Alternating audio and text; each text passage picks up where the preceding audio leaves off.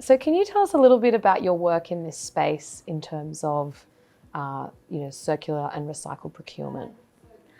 Yes, so in my role as a sustainability manager in various organisations, I've had a lot of interest in how we can reduce waste.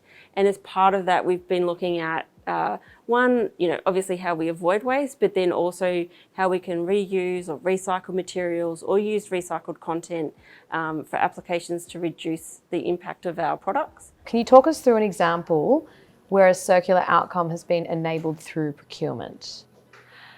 Yes, so one of the examples we were working on in my food manufacturing business was looking at buying products in bulk. So when you buy in bulk, you don't have all of the associated packaging. And this came about because we actually moved our metrics from a waste to landfill metric to a total waste metric. And what we actually found when we dug into the total waste numbers was maybe even half of the waste of a manufacturing site was coming from the raw material packaging and not actually the product waste in the factory. And so we started looking at what are the options to, as I said, buy products in bulk. And the great thing about buying in bulk is it eliminates a whole heap of other issues. So we had one area where we were buying oil in 10 kilo boxes, and we moved that to a 1,000 litre container. So we eliminated all that packaging waste, but all the manual handling activity of moving those boxes around, potential quality issues with cutting the plastic inside the box and that potentially going into the product. So there was a lot of add-on benefits that came through that project as well. How have you built capability in others to enable circular procurement in practice? So in my regional role, what we would do is we would look across all of the different factories and identify good ideas from one area, and then we'd see where that might be able to be applied in other areas. And so we'd pair those two factories up together and get them to work together on what one factory did to be able to share across to the other factory. And we'd also work with our regional procurement colleagues, so just making them aware of some of the opportunities in the supply chain. So again, sharing these stories and the learnings and the benefits. So being able to quantify the benefits as well, not just from a sustainability point of view, but the financial benefit or other co-benefits that go along with the project.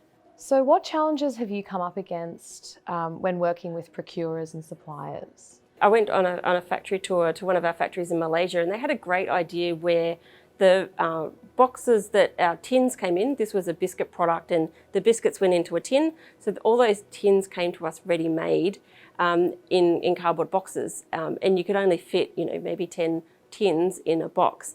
And we were going through thousands and thousands in a day. So we were accumulating a lot of boxes. And the site actually identified, well, this box can go back to the supplier and get reused and come back to us with the next batch of tins. And they actually marked like up to 120 squares on the box so you could record the date and the batch code of the tins for traceability, for quality. And that meant that those boxes got used hundreds and hundreds of times and really reduced the amount of cardboard waste and also the impact of that product. When I saw a similar opportunity for something in Australia, between our Australian factories, where we were sending products between factories, we came up against a lot of barriers. So, again, around who are the right people in the organisation to talk to, how do we address those quality issues, finding the information about what the cost benefit might be to the organisation and trying to engage with the supplier around changing the print of the box or maybe the style of the box.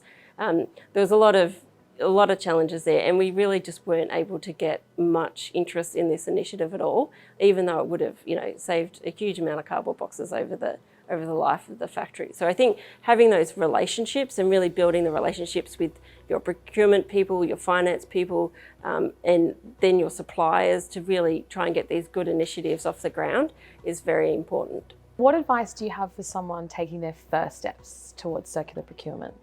We had some great success by trialling or piloting initiatives in a small scale before trying to roll them out in a much bigger context. And I think it's great. You learn a lot of the hurdles or the barriers that you might come up against. You solve some of those problems and you de-risk the situation for the organisation.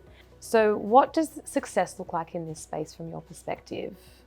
So I think circular procurement for me is around really trying to have meaningful decisions in that procurement team and use those decisions to actually drive change in the industry. For example, trying to bring recycled materials in rather than just using virgin materials, or really looking about, do we actually need to purchase this? Is there a way that we can eliminate extraneous material like packaging? An example of this was when I was working for Rail Projects Victoria on their regional rail projects, and we were able to utilise a new type of sleeper which used recycled plastic in place of timber sleepers and concrete sleepers. So it was a great opportunity to actually use this product outside of trial, so in a stabling yard, which is a very low risk application, and prove its performance in a range of different scenarios and climate zones, etc.